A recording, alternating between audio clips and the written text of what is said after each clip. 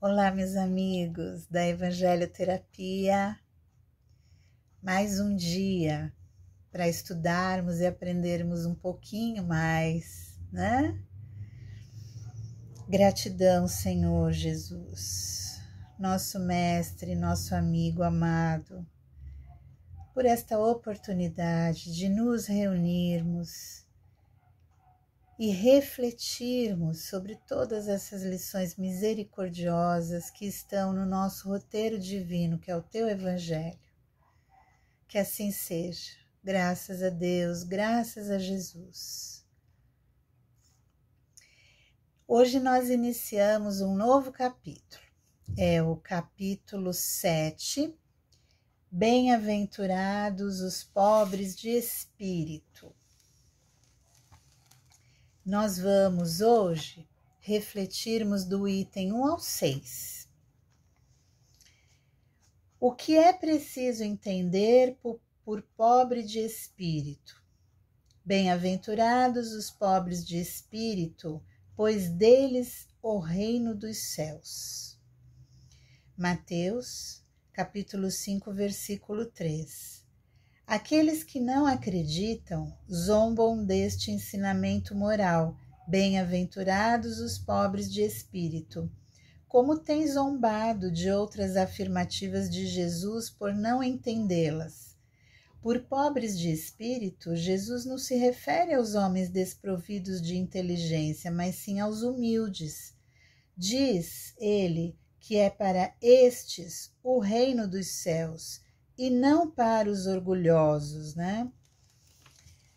Seguindo a opinião da maioria, os cientistas e intelectuais da Terra têm um conceito tão alto de si mesmos e de sua superioridade que olham as coisas divinas como indignas de merecerem sua atenção. Aqueles que se acreditam superiores a tudo têm a tendência de não aceitarem o que está acima de suas capacidades, por isso poderia rebaixá-los.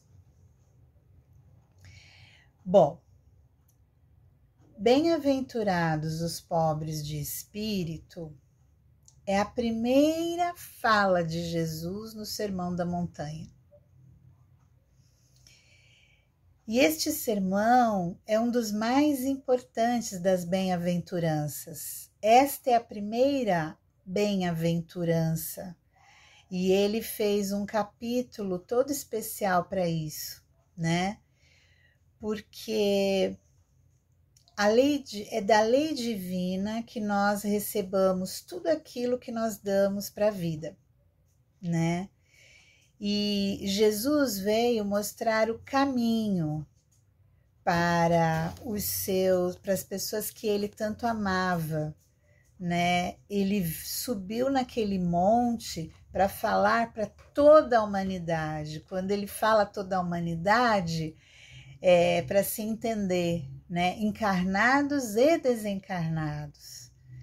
Foi um momento muito especial, porque ele veio falar de valores para que o homem entenda que ele tem que se modificar e que pelos seus esforços ele alcança o reino dos céus. Ele veio falar que o reino de Deus está dentro de nós. Ele usou esse sermão para isso. E foi um sermão onde ele falava da paz e do amor. E a importância disso, né? O que significa sermão? Né? O que é sermão? Sermão é um discurso moralizante, um discurso onde as falas são positivas para o bem viver, mas que por conta de muitas religiões,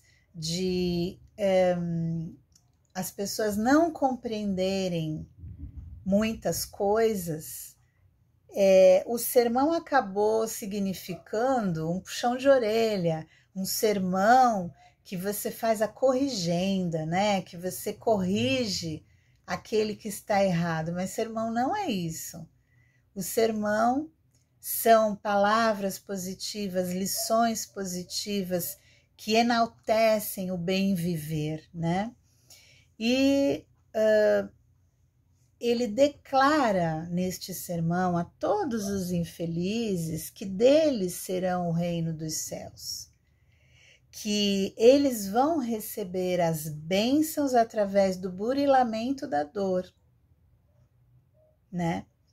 E a essência desses ensinamentos todos é que pela humildade, pelo altruísmo, pela dor, pela renúncia, pela justiça, pela caridade, pelo perdão, enfim, quando você aprende através da misericórdia divina, né? Esse bem, tudo isso que você aprende, que você vive, ele é transformador. E ele acende dentro de você a chama e mostra que o reino de Deus está dentro de você, né? E que para isso a gente vai entender que a dor não é um castigo de Deus. A dor é uma oportunidade bendita do nosso reajuste, do nosso fortalecimento moral, né? A dor, ela vem para isso. Por isso que o burilamento pela dor é tão importante, né? Seguindo nesta lição, o final deste item é dito assim: ao dizer que o reino dos céus é para os simples, Jesus ensina que ninguém será admitido lá sem a simplicidade do coração e a humildade do espírito. O ignorante que possui essas qualidades será preferido ao sábio que acredita mais em si mesmo do que em Deus. Em todas as passagens, Jesus sempre colocou a humildade entre as virtudes que nos aproxima de Deus. O orgulho entre os vícios que nos afastam dele. Isso ocorre por uma razão muito natural. Enquanto a humildade é um ato de obediência à sua vontade, o orgulho é um ato de revolta. Mais vale, portanto, para a felicidade futura do homem ser pobre de espírito, no sentido em que este termo é entendido pelo mundo, e rico em qualidades morais.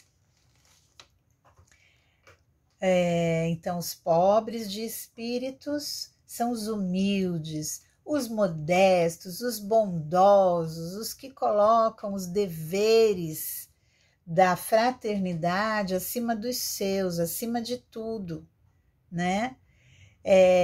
Espíritos que compreendem as leis de Deus e se esforçam em segui-las, em obedecê-las, né?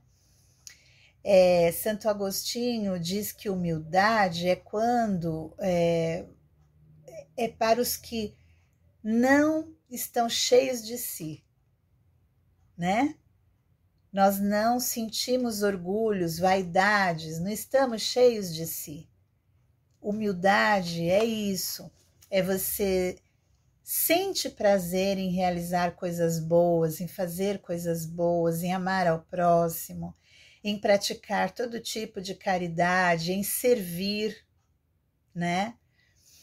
E ele diz então que isso, a humildade, é a mais elevada virtude da criatura, para Santo Agostinho.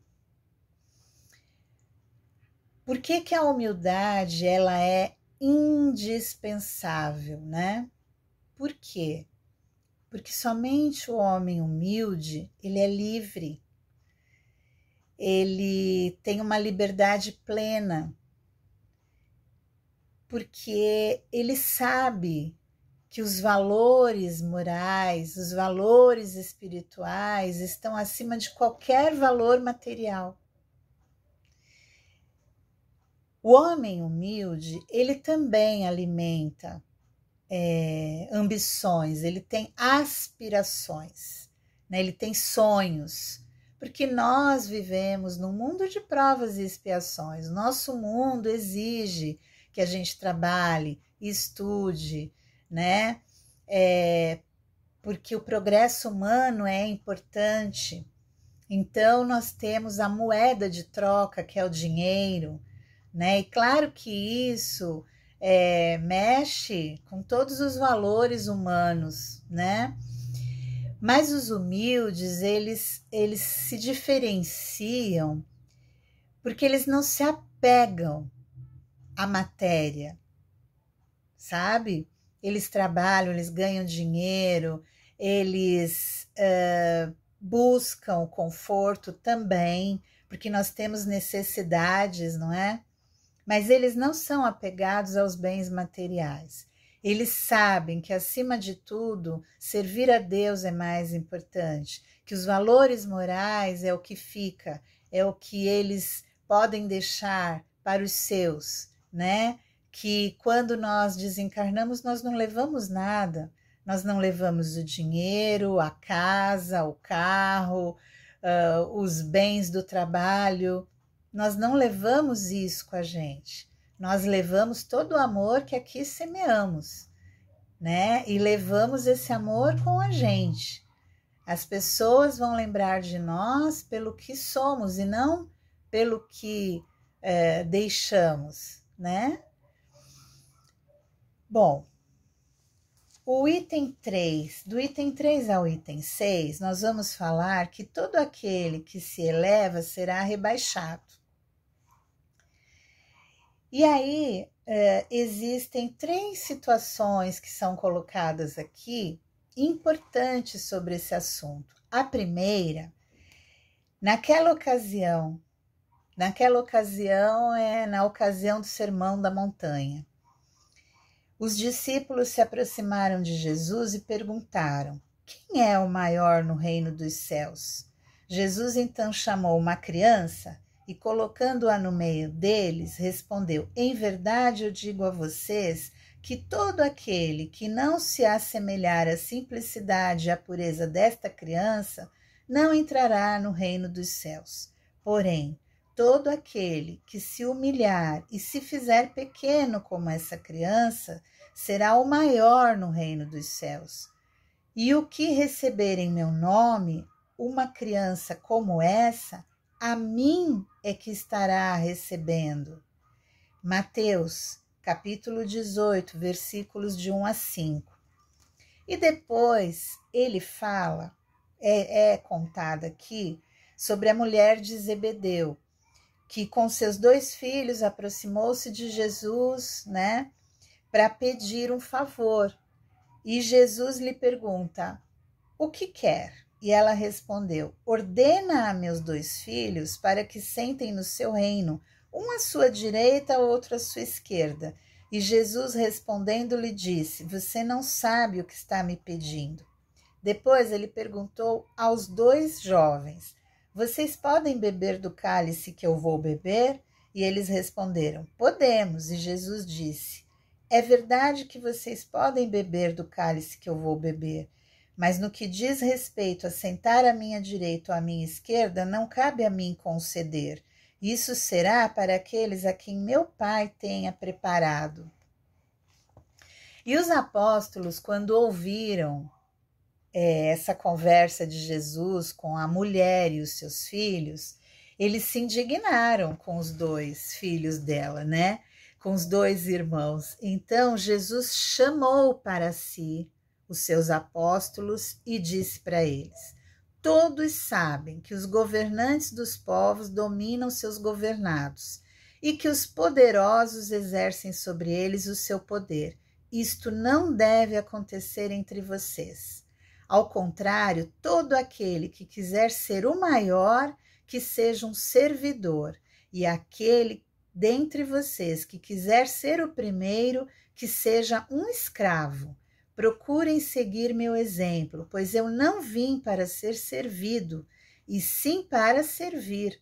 Vim dar minha vida para que isto sirva de exemplo a muitos. Mateus, capítulo 20, versículo 20 a 28. E num dia de sábado, Jesus entra na casa de um dos principais fariseus para fazer a sua refeição e fica observando as pessoas que vão chegando e sentando nos lugares. E ele repara que as pessoas queriam sentar nos primeiros lugares, nos lugares que estão lá à frente, né? E aí Jesus deu-lhes um conselho, né? Quando forem convidados a um banquete, não sentem nos primeiros lugares, porque pode acontecer que na festa estejam pessoas mais importantes e que o dono da casa peça para que cedam seus lugares a eles, e vocês, envergonhados, terão que buscar as últimas acomodações.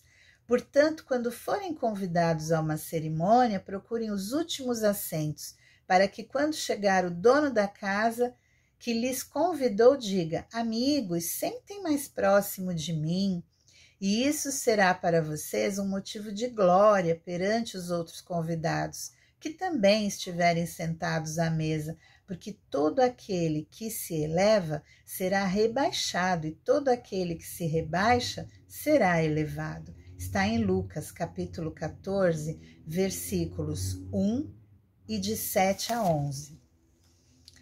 E ele dá esses exemplos, né? E a gente volta a falar da humildade, né? Que a humildade, ela é a base da reforma íntima, não é, queridos? Ela é a base da reforma íntima. Se a gente não conquistar a humildade, fica muito difícil a gente conquistar as outras bem-aventuranças. O orgulho atravanca o nosso caminho, né? Porque o orgulho é um ato de revolta, lembra que eu li? O orgulho é um ato de revolta. Já a humildade é um ato de obediência a Deus. Então, Jesus não disse bem-aventurados os que me seguem. Ele não disse isso nenhuma vez. E é neste sermão que Jesus convida a todos para abandonar o homem velho, aquele homem com as antigas crenças, com os vícios, com seus hábitos antigos, né? E deixar surgir o homem novo, o homem com verdadeiros valores morais. É nesse discurso, é nesse sermão que ele fala sobre isso, né? E aí, neste sermão, e quando Jesus começa o seu trabalho evangelizador, que ele não veio para ir contra as leis, ele veio para obedecer às leis, né? Mas ele rompe com todos os valores falsos. E isso chamou a atenção na época, né? Ele rompe com tudo que é atrasado, com os preconceitos, com os preconceituosos. Aí ele acolhe com carinho os pequeninos, os excluídos, os sofredores, os doentes da alma. Ele acolhe os odiados publicanos, os samaritanos. Ele acolhe, ele deu atenção às mulheres com a mesma importância que ele dava aos homens.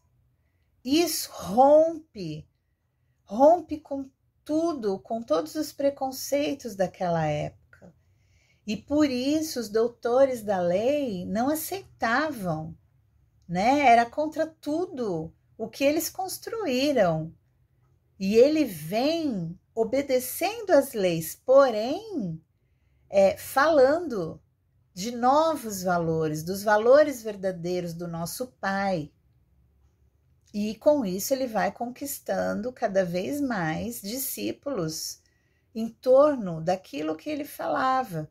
Nesse sermão, ele condenou a violência, aliás, em todos os atos, em todos os tempos, em todas as falas de Jesus, né?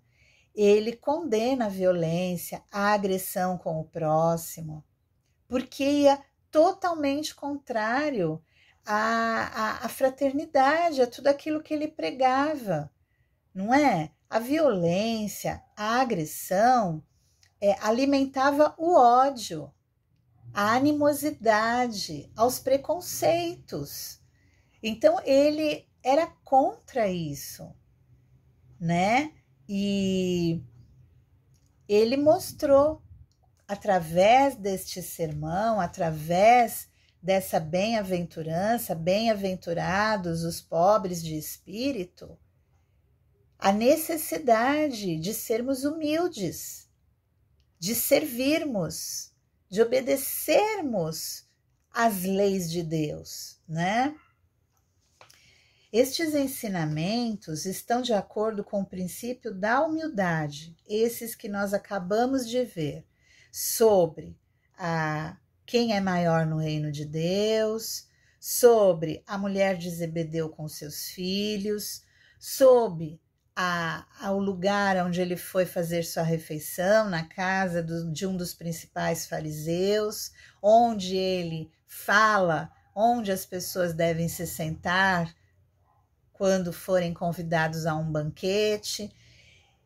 Estes ensinamentos, que estão de acordo com o princípio da humildade, que Jesus não cansa de enfatizar como condição essencial para a felicidade prometida aos eleitos do Senhor, e que ele resumiu assim: bem-aventurados os pobres de espírito, pois é deles o reino dos céus.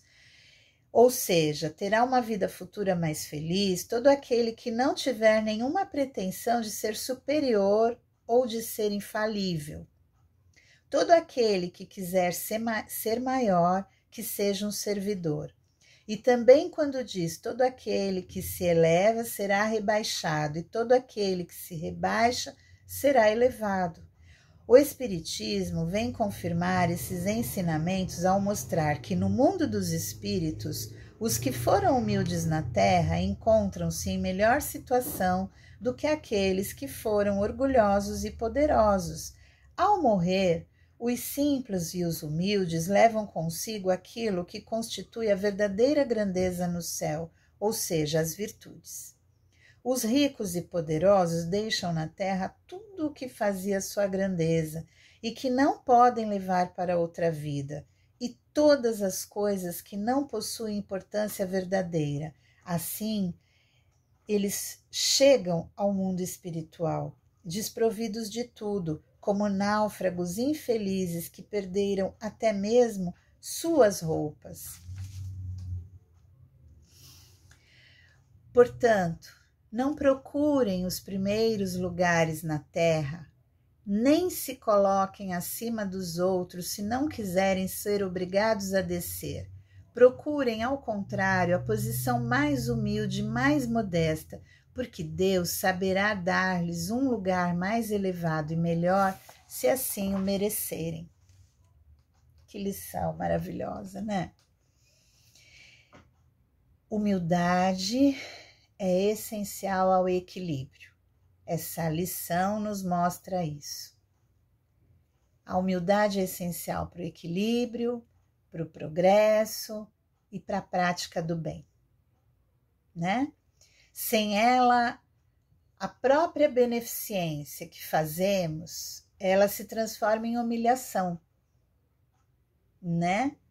Porque nós nos colocamos num lugar muito elevado. E nós também vimos que os pequenos gestos do cotidiano, né, que relevam os nossos esforços, tudo aquilo que nós nos esforçamos no dia a dia, pequenos gestos que nós fazemos no nosso dia a dia, né, eles são mais importantes do que tudo. Eles são mais importantes. Então, às vezes vale a pena uma gota de humildade do que um oceano de orgulho, gente. Essa lição nos mostra o quanto é importante as nossas pequeninas mudanças no dia a dia, com pequenos gestos, com pequenas possibilidades de deixarmos para trás o homem velho, né? Tudo aquilo que nós trazemos de hábitos que não são muito legais, que nós precisamos sempre questionar se gostaríamos no final do dia que fizessem com a gente aquilo que nós fizemos durante aquele dia, né? Estar ao lado de Jesus é servir sem qualquer exigência. É isso que ele coloca para a mulher de Zebedeu e seus filhos. Seja humilde, né? Seja simples, seja pequeno. Essa é a grande lição de hoje da nossa Evangelho-terapia, que continua daqui a pouco no nosso grupo. E eu espero vocês para que a gente continue a refletir sobre ensinamentos tão maravilhosos, né? E trocar nossas experiências. Isso é muito importante. Amado Mestre Jesus, gratidão, Senhor, pela oportunidade dessas lições tão misericordiosas. Que maravilhoso aprendermos contigo a ser pequenos, humildes, a acabar com os nossos preconceitos, com lições antigas que nos acompanham e que fazem a gente refletir sobre as novas possibilidades, novos valores poderosos que podemos aproveitar para o nosso dia a dia e dividir com toda a humanidade, com o nosso próximo, com os nossos familiares, enfim. E que assim possamos prosseguir nesta seara do bem, com este trabalho maravilhoso da informação, do aprendizado, de nos instruirmos. Que assim seja, graças a Deus, graças a Jesus. Até daqui a pouquinho, meus amigos, até daqui a pouquinho. Gratidão.